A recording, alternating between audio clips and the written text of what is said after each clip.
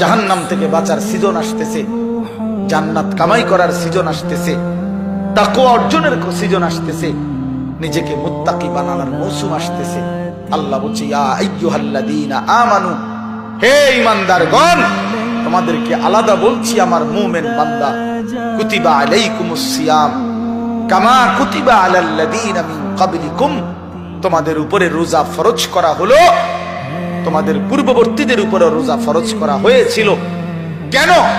কেন? লাআল্লাকুম তাত্তাকুন, আল্লাহ বলে যেন তোমরা মুত্তাকি হতে পারো, যেন তোমরা মুত্তাকি হতে পারো। প্রশ্ন হলো মুত্তাকি হলে কি লাভ?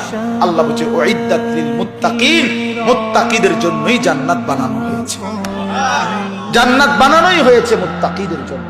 অতএব প্রিয় ভাই, রমজানে তুমি যদি গুনাহ থেকে মুক্ত থাকো, রমজানে যদি তুমি 30টা রোজায় অভ্যস্ত হইতে পারো, রমজানে তুমি যদি ইফতার সাহারি ঠিক মতো গ্রহণ করতে পারো, রমজানের 20 রাকাত তারাবি যদি যত্ন নিয়ে আদায় করতে পারো, সাহরির উঠতে উঠা যদি একটু দোয়া 2 রাকাত নফল নামাজ পড়ে একটু কান্নাকাটি করতে পারো, ইফতারের আগে যদি একটু আল্লাহর কাছে গুনাহ মাফ চাইতে পারো, কমপক্ষে 1টা মাস যদি নিজের চরিত্র আখলাক হেফাজত করতে পারো, প্রিয় বন্ধু, আল্লাহ বলছে বান্দা 30 দিনের মধ্যেই আমি আল্লাহ তোমার হাতে জান্নাতের ভিসা লাগায়া ঈদের দিনে ফ্লাইটে উড়াইয়া দেব।